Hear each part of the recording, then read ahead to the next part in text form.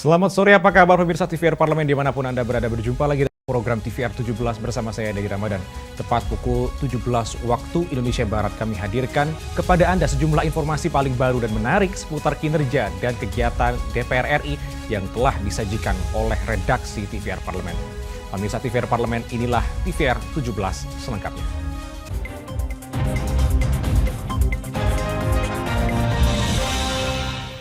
Pimpinan MKD DPR RI menilai pentingnya penerapan good governance serta prinsip kehati-hatian dalam pengadaan barang dan jasa guna mencegah terjadinya tindak pidana korupsi.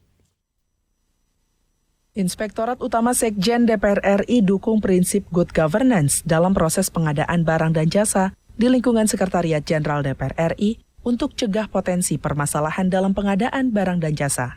Wakil Ketua MKD DPR RI Habibur Rahman mengatakan, pengadaan barang dan jasa di DPR RI seringkali disoroti oleh publik. Untuk itu, penerapan good governance perlu ditingkatkan dalam pengadaan barang dan jasa untuk mencegah terjadinya tindak pidana korupsi. Pengadaan barang dan jasa merupakan salah satu sektor yang rawan korupsi di lingkungan pemerintah, sehingga perlu prinsip kehati-hatian. Di satu sisi, user kita anggota DPR ya sangat memerlukan berbagai fasilitas untuk menunjang kinerja. Tapi di sisi lain tentu publik mengawasi efektivitas, efisiensi, tepat gunaan, ya, dan statusnya ini pengadaan barang dan jasa, integritas para pelaksana pengadaan barang dan jasa. Jadi maksimal ya penerapan good governance itu pilihan yang nggak bisa ditawar-tawar, karena ini kita ini ada di ruang kaca, Pak. Kita dilihat publik apa yang kita lakukan. Lebih lanjut, Sekretaris Jenderal DPR RI Indra Iskandar mengatakan, ketepatan waktu dalam pengadaan barang dan jasa perlu diperhatikan karena akan berdampak pada pertumbuhan ekonomi dan alokasi anggaran pemerintah. Salah satu tantangan besar yang dihadapi pemerintah ialah terkait dengan timing pengadaan barang dan jasa dengan memastikan bahwa pengadaan barang dan jasa pemerintah direncanakan dan dilaksanakan tepat waktu karena akan berdampak pada pertumbuhan ekonomi dan daya dorong dari APBN dan APBD yang sudah dikucurkan. Arif Naka, TVR Parlemen, melaporkan. Dalam rangka mewujudkan demokrasi yang bersih tanpa kecurangan, BKSAP DPR RI berharap adanya peningkatan pengaturan serta pengawasan dalam pembiayaan politik yang lebih transparan dan bebas korupsi. Kurangnya transparansi pembiayaan dalam proses politik dapat menjadi penghambat penegakan demokrasi yang bersih dan anti korupsi. Untuk itu, BKSAP DPR RI mendorong peningkatan regulasi dan pengawasan agar demokrasi berjalan optimal tanpa kecurangan. Komitmen kuat Parlemen Indonesia untuk mewujudkan demokrasi bersih digaungkan Ketua BKSAP DPR RI Fadlizon saat membuka perhelatan konferensi Southeast Asia Parliamentarians Against Corruption atau CPAC baru-baru ini. Pendanaan politik memiliki pengaruh besar dalam proses politik. Seluruh parlemen anggota CPAC diharapkan mampu menjalankan sistem politik yang bersih melalui peningkatan regulasi dan pengawasan untuk pembiayaan politik yang lebih transparan dan bebas korupsi. Money can have a corrupting influence on the political process, threatens democracy around the globe. Without an adequate oversight system, sufficient regulations, and strong control measures on political finance, the functioning of democracy and long-term economic development will be adversely threatened. Lebih lanjut, Wakil Ketua BKSAP DPR RI Putu Supatma Rudana menyampaikan, kepemimpinan Parlemen Indonesia dalam Forum Parlemen Anti Korupsi tingkat ASEAN dan global dapat menjadi momentum untuk memerangi korupsi dalam proses politik. Hal yang terpenting dalam kegiatan politik juga kita berharap bahwa segala korupsi itu bisa kita stop atau mungkin minimalisir dan kita semua melawan korupsi, karena memang pada posisinya jika hal itu terjadi justru itu akan merugikan demokrasi kita. Dari Jakarta, Sigit Trilo, TVR Parlemen melaporkan. Kita beralih ke informasi selanjutnya, pemirsa. DPR RI menilai ajang Formula One Powerboat di Balige Danau Toba membawa perubahan bagi perekonomian kehidupan masyarakat sekitar serta ajang promosi UMKM dan makanan khas Toba di mata dunia internasional. Komisi 6 DPR RI mengapresiasi penyelenggaraan kejuaraan perahu motor atau Formula One Powerboat Championship di Balige Danau Toba yang mampu mendorong kebangkitan UMKM dan sektor pariwisata nasional. Usai meninjau perhelatan kompetisi perahu motor di Balige, Sumatera Utara, Wakil Ketua Komisi 6 DPR RI Martin Manurung mengatakan, ajang Formula One Powerboat telah memberikan perubahan bagi kehidupan masyarakat sekitar, mulai dari pergerakan ekonomi, kunjungan wisatawan, hingga semakin dikenalnya produk-produk UMKM. Ini akan juga membawa pengaruh kepada masyarakat, semakin bisa ya melakukan adaptasi seiring dengan status Danau Toba yang menjadi daerah pariwisata. Nah, jadi saya rasa ini harus terus dilanjutkan ke depan. Ini akan berlangsung selama 5 tahun dan ada kekurangan di sana-sini. Mungkin partisipasi UMKM-nya nanti harus kita tingkatkan.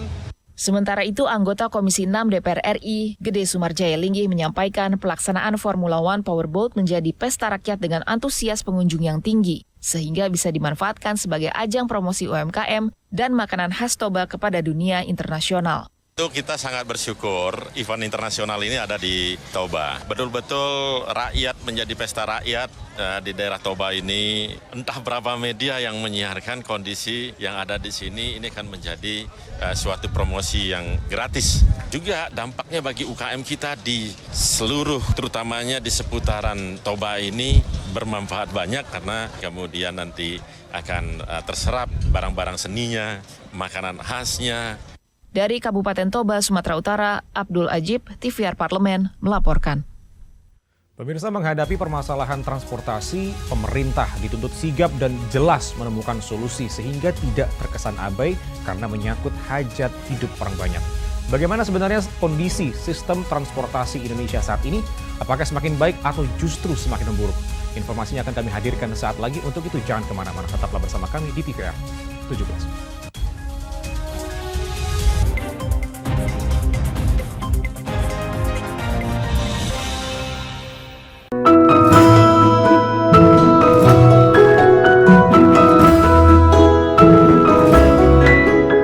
Perempuan Parlemen mengungkap sisi kehidupan pribadi anggota DPR RI dan partisipasi perempuan dalam politik dan publik, keseharian dalam keluarga, dan usaha mewujudkan aspirasi masyarakat di setiap sidang sebagai wakil rakyat. Jangan lewatkan Perempuan Parlemen.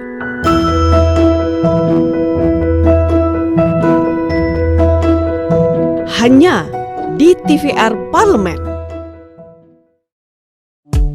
DPR RI memiliki fungsi diplomasi dalam menjalankan politik luar negeri sesuai dengan pasal 116 Undang-Undang MD3. Kontribusi aktif BKSAP DPR RI memainkan peranan penting dalam memenangkan persaingan global melalui IPU, IPA, IPPF, IPA, dan PUIK. BKSAP memiliki komitmen yang tinggi dalam krisis kemanusiaan dunia. Fungsi diplomasi dijalankan untuk mendukung upaya pemerintah dalam melaksanakan politik luar negeri. Utang-utang dulu saya. Mereka yang tidak cukup paham teredukasi bagaimana menyuarakan aspirasi demi memperoleh jawaban. Sini ditambang untuk seperti itu, warga sini tidak mengizinkan. Sebab apa? Itu menyangkut isi perut kami semua. Hadir menelisik mulai dari hulu ke hilir. Mengapa? Nah, kalau kita telusuri kenapa banjir ini hampir setiap terjadi, hingga menemukan apa yang belum terkuak secara nyata. Kan kabeh niku sedulur, Pak. Nek kula ngrencangi mriki, mesti mriki gelo, nek kula ngrencangi mriki mesti mriki gelo. Nggih kedah adil wae, Pak, tengah-tengah. Menghadirkan peran anggota DPR RI demi mendapatkan solusi. Saksikan Suara Dapil, Senin sampai Jumat pukul 10 waktu Indonesia Barat, hanya di TVR Parlemen.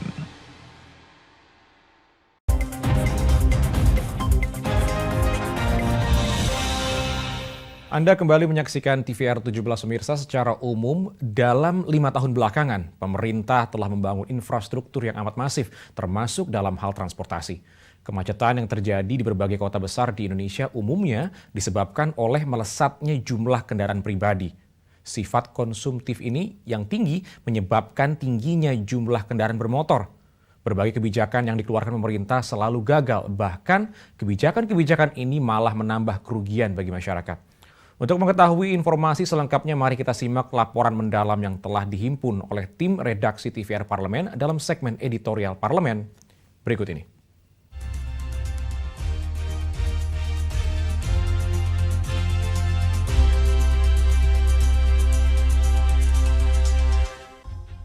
Membahas masalah transportasi yang terjadi di Indonesia tidak akan ada habisnya. Seolah-olah ruwetnya masalah transportasi ini tak ada jalan keluarnya.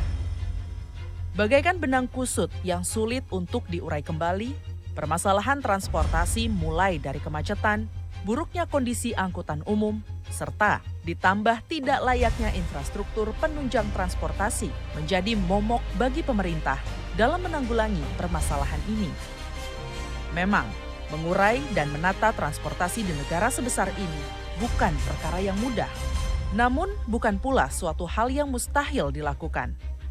Pemerintah Republik Indonesia dituntut sigap dan jelas menemukan solusi, sehingga tidak terkesan abai karena persoalan ini menyangkut hajat hidup orang banyak. Di berbagai kota besar yang ada di Indonesia, masalah transportasi ini sudah sangat parah, hingga menimbulkan dampak kerugian seperti materi, tenaga, dan waktu bagi masyarakat. Buruknya kondisi pelayanan jasa angkutan umum di Indonesia merupakan faktor yang menyebabkan masyarakat lebih memilih menggunakan kendaraan pribadi ketimbang angkutan umum. Padahal di negara maju seperti Jepang, masyarakat di sana lebih memilih menggunakan angkutan umum ketimbang menggunakan kendaraan pribadi. Kondisi ini sangat bertolak belakang dengan yang terjadi di Indonesia, terutama di kota-kota besar. Pemerintah dinilai masih melahirkan kebijakan yang tumpang tindih dan mencela-mencele untuk menumbuhkan minat masyarakat beralih ke transportasi publik. Perlu ada kebijakan yang sinkron dan terintegrasi untuk mengatasi masalah transportasi, terutama kemacetan dan populasi kendaraan yang melesat terlalu tinggi. Pribadi. Lalu kebijakan-kebijakan yang tidak sinkron antara yang satu dengan yang lain. Ada rencana misalnya menaikkan tarif kereta, ada rencana menerapkan beberapa ruas jalan di Jakarta kemudian berbayar. Nah, ini kan bukan solusi, justru hanya memindahkan masalah kemacetan di satu ruas pindah ke ruas yang lain. Nah, karenanya perlu ada kebijakan yang terintegrasi supaya masalah dari hulu itu bisa diselesaikan.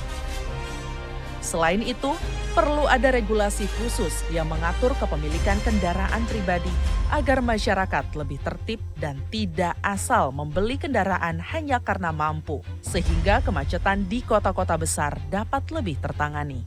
Tapi harusnya misalnya seperti di Jepang, untuk bisa membeli mobil kedua, mereka ada persyaratan khusus. Apakah dia sudah menyiapkan tempat parkirnya? Gitu. Jangan sampai nanti dia parkir di gang, akibatnya macet lagi gitu. Nah, kebijakan semacam ini perlu dibuat. Oleh karena itu pembenahan sektor transportasi ini harus menyeluruh sebagaimana di negara-negara yang lain. Jadi pemerintah kita harus siap menanggung beban. Jangan sampai beban pemerintah ini ditanggung oleh rakyat, termasuk di sektor transportasi.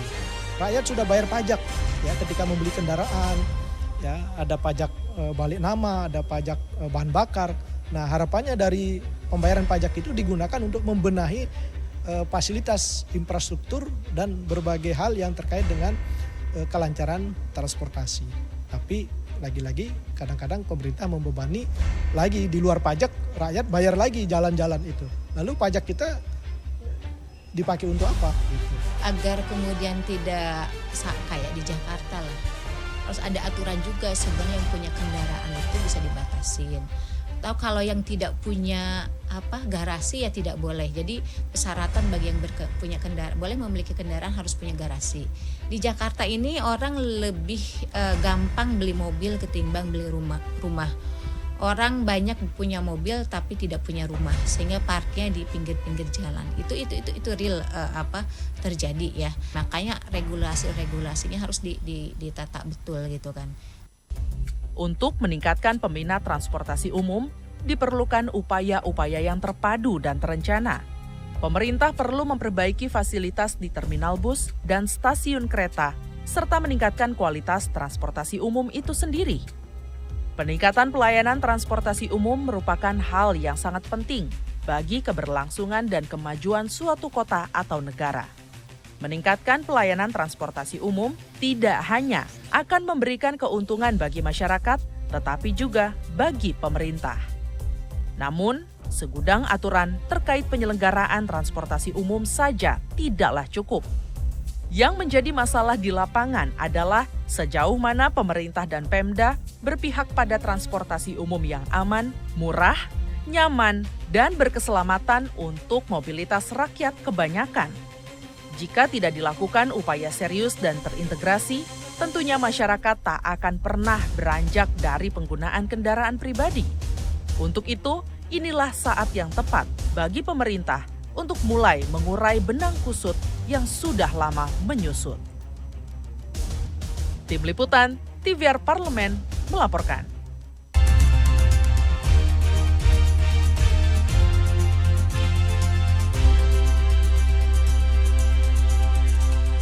Pengelolaan sampah di Indonesia sebesar 69% berakhir di TPA. 7% didaur ulang, 32% illegal dumping, dan sebagian besar TPA di Indonesia dikelola masih secara open dumping. TPA di kota-kota besar terancam over capacity. Saksikan informasi selengkapnya, untuk itu jangan kemana-mana. Tetaplah bersama kami di TVR 17.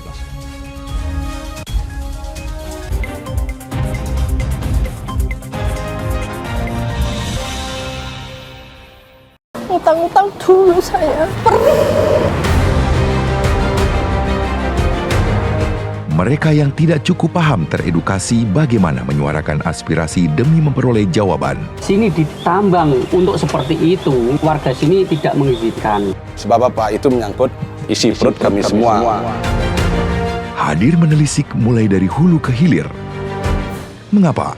Nah, kalau kita telusuri kenapa banjir ini hampir setiap terjadi, hingga menemukan apa yang belum terkuak secara nyata. Kan kabeh niku sedulur, Pak. Nek kula ngrencangi mriki, mesti mriki gelo, nek kula ngrencangi mriki mesti mriki gelo. Iki kedah adil wae, Pak, tengah-tengah. Menghadirkan peran anggota DPR RI demi mendapatkan solusi. Saksikan Suara Dapil, Senin sampai Jumat pukul 10 waktu Indonesia Barat, hanya di TVR Parlemen.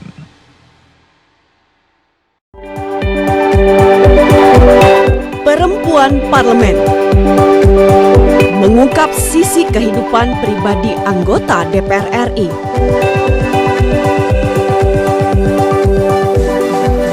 Dan partisipasi perempuan dalam politik dan publik. Dan usaha mewujudkan aspirasi masyarakat di setiap sidang sebagai wakil rakyat.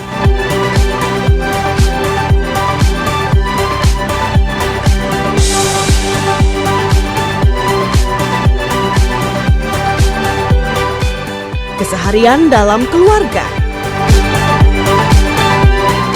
Jangan lewatkan Perempuan Parlemen. Hanya di TVR Parlemen. DPR RI memiliki fungsi diplomasi dalam menjalankan politik luar negeri sesuai dengan pasal 116 Undang-Undang MD 3. Kontribusi aktif BKSAP DPR RI memainkan peranan penting dalam memenangkan persaingan global melalui IPU, IPA, IPPF, AIPA, dan PUIK. BKSAP memiliki komitmen yang tinggi dalam krisis kemanusiaan dunia. Fungsi diplomasi dijalankan untuk mendukung upaya pemerintah dalam melaksanakan politik luar negeri.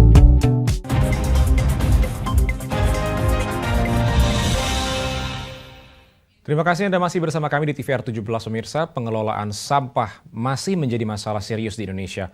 Balik DPR RI melakukan pemantauan dan peninjauan Undang-Undang Nomor 18 Tahun 2008 tentang pengelolaan sampah. Ahmad Baidowi menilai permasalahan sampah menjadi semakin kronis akibat perubahan perilaku masyarakat. Regulasi yang ada juga dinilai belum mampu menyelesaikan permasalahan yang ada. Untuk lebih lengkapnya berikut laporan rekan kami Nazia dengan Wakil Ketua Balik DPR RI. Baik pemirsa TVR Parlemen, seperti yang diketahui, saat ini masalah sampah di Indonesia tengah menjadi sorotan publik.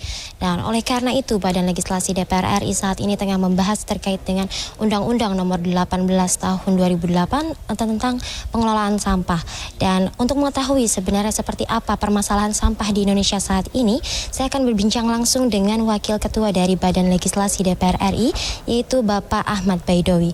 Baik Pak, terkait dengan masalah sampah dan saat ini Badan Legislasi tengah membahas terkait Undang-Undang Pengelolaan Sampah tersebut.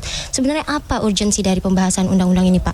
Kita melakukan pemantauan ya, bukan pembahasan, karena kita melihat persoalan sampah semakin hari itu semakin kronis dan semakin parah.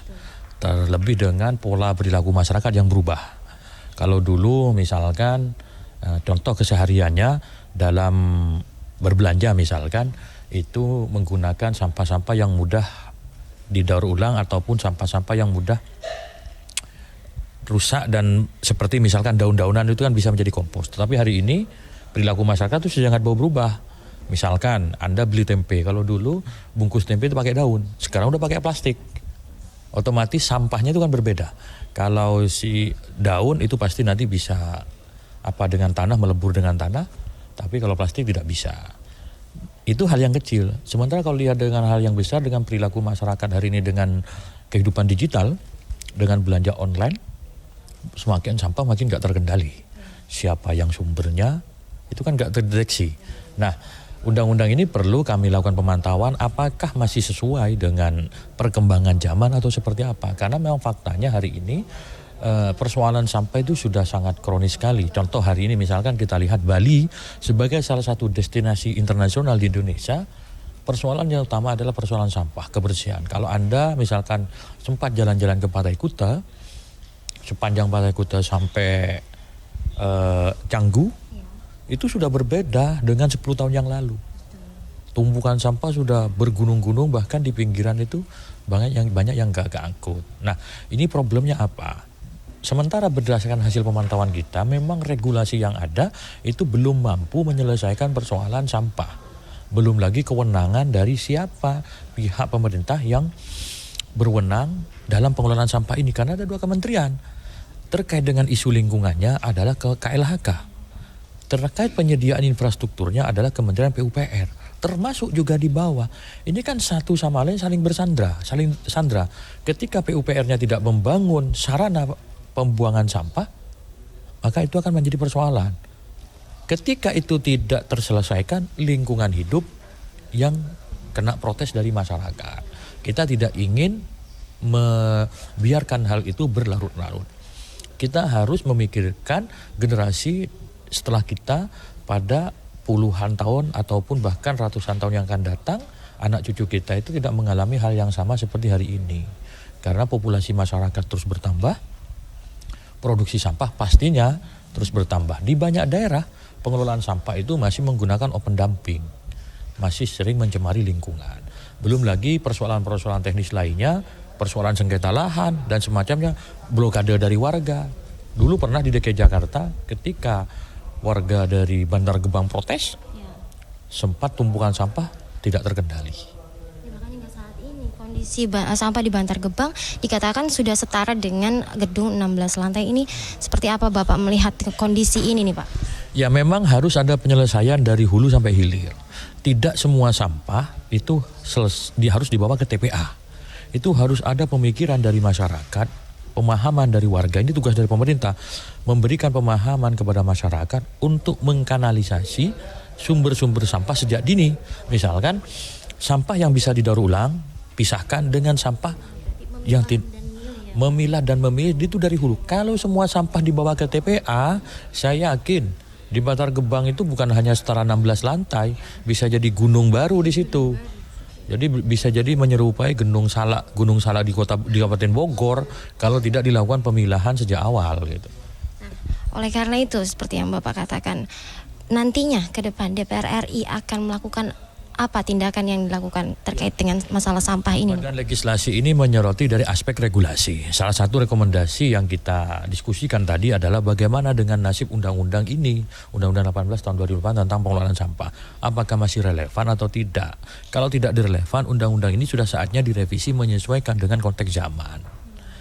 Berdasarkan temuan dari lembaga, dari UI kalau nggak ada salah, itu justru kita malah berbisnis dengan mengimpor sampah dari luar negeri. Ini kan heran saya itu. Ini kan aneh itu. Lebih dilihat justru insentif bagi teman-teman yang mengelola sampah di Indonesia terkesan diabaikan. Ini justru ngimpor sampah dari luar negeri. Di sini diolah lagi. Itu kan nggak bisa seperti itu. Ya mudah-mudahan nanti hasil pemantauan kita ini bisa bermanfaat terkait pengelolaan sampah ke depan. Terima kasih Pak atas bincang-bincangnya. Baik pemirsa TVR Parlemen, itu tadi bincang-bincang terkait dengan pengelolaan sampah di Indonesia dan masalah sampah di Indonesia yang saat ini cukup memprihatinkan. Dan tadi sempat dikatakan bahwa memang harus ada koordinasi dari KLHK dan juga Menteri PUPR terkait dengan masalah sampah ini. Dan juga tadi Wakil Ketua Balik DPR RI menghimbau agar masyarakat mengatasi masalah sampah ini dengan dimulai dari memilah dan juga memilih sampah di rumah tangga masing-masing. Dan itu yang dapat saya laporkan. Saya Nazia, kembali ke studio. Selanjutnya pemirsa, apa saja yang menjadi topik perbincangan di media online pada hari ini? Selengkapnya usai jeda. Tetaplah bersama kami di TVR 17.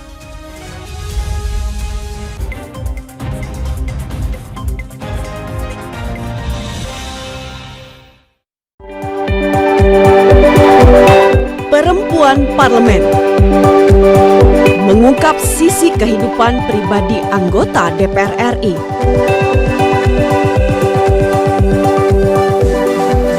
Dan partisipasi perempuan dalam politik dan publik. Dan usaha mewujudkan aspirasi masyarakat di setiap sidang sebagai wakil rakyat.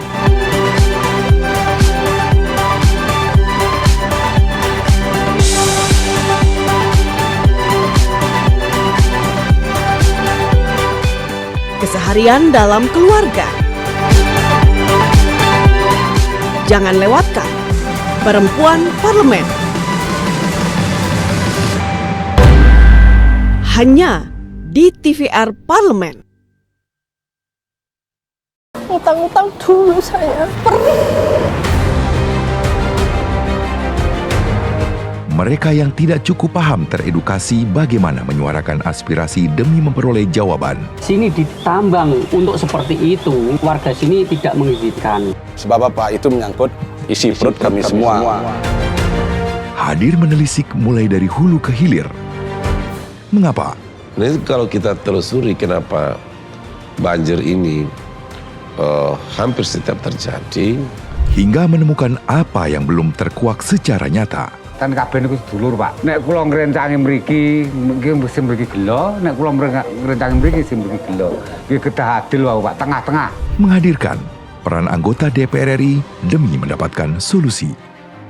Saksikan Suara Dapil, Senin sampai Jumat pukul 10 waktu Indonesia Barat, hanya di TVR Parlemen.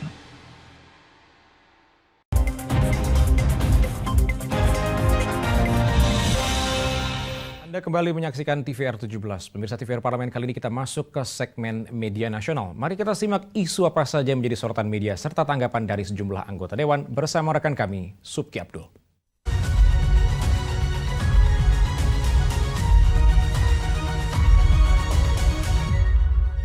Halo, selamat sore pemirsa. Berjumpa kembali bersama dengan saya, Subki Abdul, di penghujung Februari, 28 Februari 2023.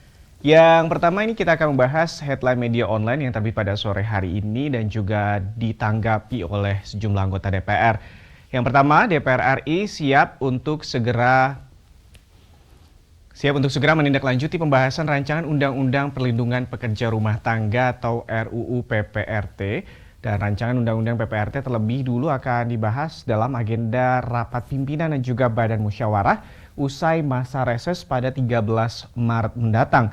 Wakil Ketua DPR RI Sukmi Dasko Ahmad menegaskan bahwa pembahasan RUU PPRT ini akan ditindaklanjuti oleh DPR RI sesuai dengan mekanisme yang berlaku. Bisa Anda saksikan di kanal dpr.go.id, Antara dan juga CNN. Ini merujuk pada draft rancangan Undang-Undang PPRT, hubungan kerja dan juga perlindungan bagi pekerja rumah tangga. Beberapa hal yang tercantum ini antara lain pemirsa mengenai perjanjian kerja, termasuk kejelasan besaran upah, tunjangan dan juga hak cuti. Selain itu, diatur juga mengenai lembaga penyalur PRT, pendidikan bagi PRT dan juga pengawasan dilakukan oleh pemerintah pusat dan juga pemerintah daerah. Kita beralih ke informasi dari media online selanjutnya. Ini bisa Anda saksikan di dpr.go.id dan juga di VOI ini terkait dengan bagaimana Komitmen DPR RI dalam menggalakkan gerakan anti korupsi terus dilakukan. Hal ini disuarakan dan dicari solusi secara komprehensif dalam penyelenggaraan acara SEAPAK Conference and General Assembly di Jakarta. Pemirsa, acara ini merupakan inisiatif dari Southeast Asia Parliamentary Against Corruption atau SEAPAK yang berkolaborasi dengan Badan Kerjasama Antar Parlemen atau BKSAP DPR RI. Sementara itu, Ketua BKSAP DPR RI Fadlizon menegaskan bahwa keuangan politik yang tidak transparan ini bisa mengancam demokrasi yang merupakan bagian esensial dalam pemberantasan korupsi. Tema keuangan politik dan juga korupsi hijau dianggap sangat relevan dengan kondisi saat ini. Terlebih, Indonesia akan memasuki masa kampanye politik di akhir 2023 dan juga beberapa negara di wilayah Asia Tenggara.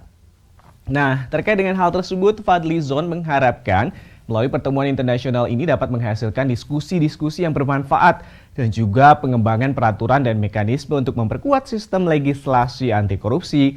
Dan hal ini merupakan tanggung jawab parlemen dalam menyusun dan juga mengadaptasi regulasi terkait dengan transparansi, pembiayaan politik, dan juga perlunya pembaruan peraturan agar dapat menjawab tantangan-tantangan politik di masa kini dan juga di masa yang akan datang.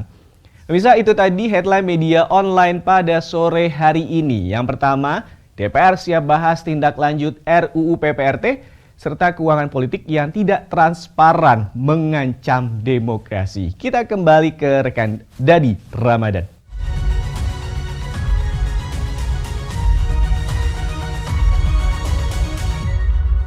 Baik, terima kasih rekan Suki yang telah menyampaikan sejumlah sorotan dari media online nasional pada hari ini. Pemirsa TV Parlemen, segmen media online tadi sekaligus menutup program TVR 17 edisi sore hari ini. Saya Didi Ramadan beserta seluruh kru TVR Parlemen yang bertugas mengucapkan terima kasih dan undur diri dari hadapan Anda. TVR Parlemen, referensi Indonesia.